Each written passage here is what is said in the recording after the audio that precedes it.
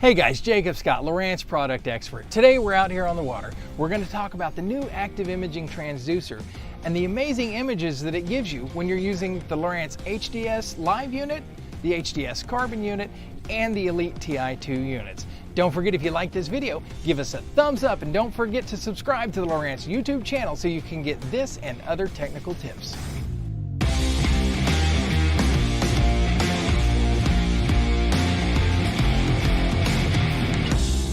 Some of you may be asking, what is active imaging? Well, it's our new scanning sonar technology. We use it on our side scan and down scan. It gives us amazing range and clarity in the 800 kilohertz range. So it extends that range out, your 800 kilohertz, to 150 feet each side of the boat. So that gives you a total of 300 feet of water that you can cover with this one transducer. The clarity is bar none. It is crisp, it is clean. It's amazing what you can see with it. We're going to drive over an area. There's a lot of rubble rock and stuff in this area, and you can actually pick out individual rocks and cracks in boulders and stuff like that. It's totally amazing. One of the great things about the new active imaging is the new user interface that we're using on the LOWRANCE HDS Live, and it's trickled down to our carbons and stuff like that. So previously, if you wanted to use side scan or down scan, you had to select the structure scan icon, and then you had to choose your views. Well, now we've broken out all of our views. They're here on the home screen, so if you want side scan, you just select side scan, and there it is. So as you can see, we're looking at one side of the screen. Now we're going to look at the left and the right side.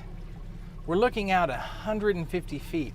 So if you can look right here on the right-hand side of this screen, we're looking away from the boat, and look at these cracks and stuff that are in this rock and this hard surface that's over there.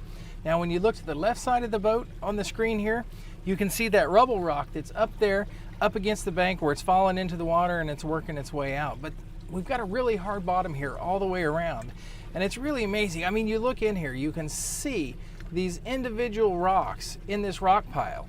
You could pick them out if you wanted to. So that's one of the amazing things we're talking about, of the clarity of the active imaging transducer. And again, this is in 800 kilohertz, and we're looking 150 feet to each side of the boat. So that's some amazing range. As we get in here, you can actually start to see, you can see we've got some laydowns that are in here. There's some shadows being cast over here. We got some really big fish. If you see this right here, that's the shadow of a really big fish that's up in the water column, and that shadow is projected down on the rocks below it. So this is really cool. Look at this tree right out here. You can see this tree, you can see the branches, you can see where it's laid out on that rocky surface, and the way it just shows up differently than the rock bottom does. But I mean, look at all this boulders and this rubble rock that's out here. You know, we're seeing it at 100 plus feet to the side of the boat on the right hand side. On the left hand side, we're right about 100 feet from the bank, and you can see that bank line as it shows up as a nice solid image right here. I mean, you can just look at the size of these boulders that are in the water that we're picking up. We're picking up big boulders, we're picking up small boulders. It's all showing up. Look at the cracks over here in this rock. You can differentiate. You can see some of those rocks are sitting up a little bit taller than the others, the way they sit on the bottom. So we're going to go ahead and hit the menu. You can see we're in 800 kilohertz. Our contrast is on auto. We're going to talk about color palettes for a minute. The color palette, it's really whatever you want to choose. Here's palette number 2. It's kind of a negative look, or not quite a negative look, but it gives you that white and black differentiation. You can see these fish that are really popping over here. You can see this one right here and this one right here, which is really amazing. You can also see the difference in the rocks and the boulders here. So color palettes is really, don't let somebody tell you you have to use a specific color palette. Use what looks best to you. My personal preference, I use this number 1 palette a lot. I also like this number 2. Again, these are great daytime viewability palettes where it just pops off the screen. So we're going to go ahead and back to number 1. Now we're going to talk about the contrast. 9 times out of 10, I leave mine in auto. But think of contrast as the power you're adding out there. If I turn my contrast up, you can see I put more energy into the water, and I can wash stuff out if I want to. Or I can drop the power on it. It doesn't reflect as much, and I can make it as dark as I want to make it. So again, like I said, auto is a really good setting that works for 99% of the people 99% of the time. Now, as you can see, we're showing We've got some bait fish and stuff that are all over in here. There's also some white bass and stuff that are in here that are working these bait balls. This area we come to quite a bit. It has a lot of fish in it. It has a lot of diversity of wildlife in it. It is a river system, so we get a lot of trees and stuff that flow down through here that get hung up in these rocks and stuff. So the one really neat thing about it is it's always changing. But with my active imaging transducer, especially on side scan, I can come through here and I can see the changes that have been made since the last time the water came up or went down, or if we've had a flood or anything like that. I can see those changes on my screen, and that lets me know how I want to fish it. So a lot of people interpreting a side scan image is where they have the most issue. And it's actually really quite simple once you look at it. This center line right here, that's the very top of the water column, and that's where our boat is. And then from that center line where it's dark in here all the way to where it gets bright, that's the water column. So if this is the water column, we're basically just taking everything and we're flattening it out like that so that we can look at that. But as you can see, we can see these fish in the water column, and based on our scale down here from 0, 50, 100, I can kind of look at that and interpret and say that I'm in about 25 feet of water. And you can see we've also got these fish that we're marking in here. These are big fish. They're called a spoonbill or a paddlefish. They're really big fish. They're in here all the time. And you know, looking at these fish, I can say that one's in probably about 10 to 15 feet of water. So that's really great because we have the scales that allow you to look at this stuff and interpret it.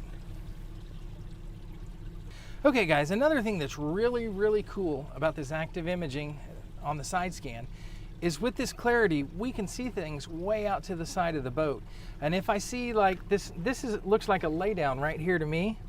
So if I wanted to mark that laydown because I know I want to come back and fish it, I can put my crosshairs on it, and then I can hit my waypoint key and I can hit save. And as you can see, that waypoint shows up on my screen. So I hit clear cursor so it continues scrolling.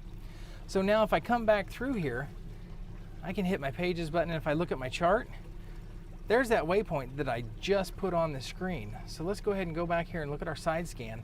I saw something really cool. Now if you look in here, again, I spend a lot of time looking at this, so I pick it up a lot quicker than people that are just now starting to use side scan. But you can see how this looks like it kind of curves up. So that means we've got a bowl kind of shape right here.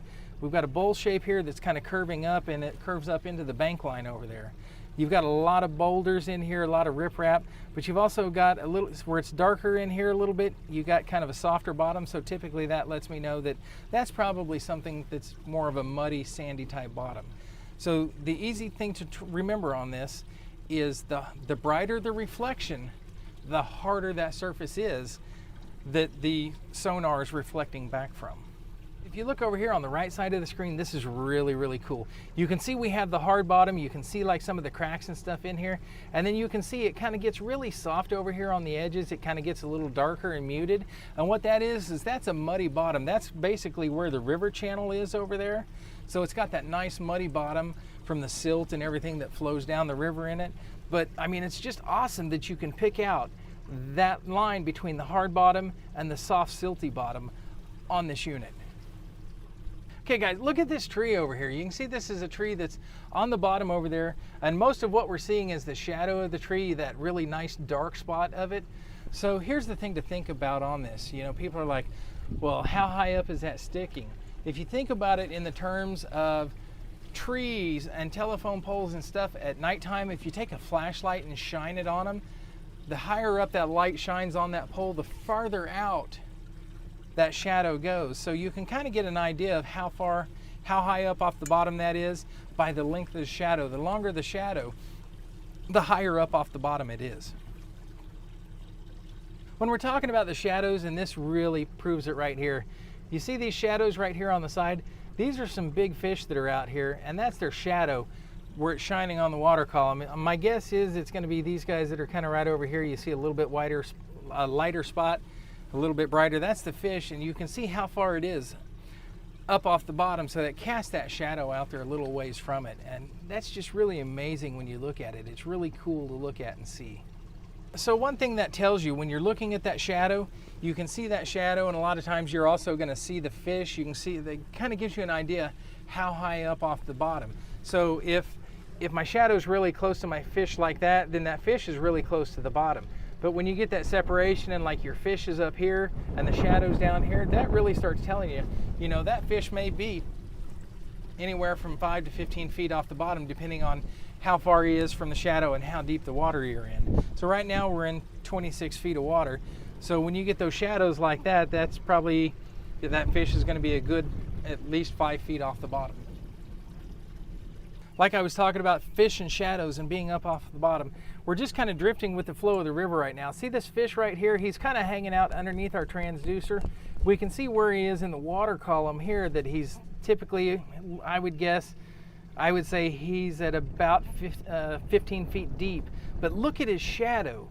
You're like, how do I know that's his shadow? If you look how it kind of sweeps and comes up and everything else like that, the shadow follows that exact same. So that's how we're talking about looking at these shadows of the fish that you see and getting an idea of just where they are. But this also shows you how big this fish is. I mean, what he's showing in the water column, his return isn't that big, but when you look at that shadow just shows you this is not a small fish. It's making a really good sized shadow on the side scan.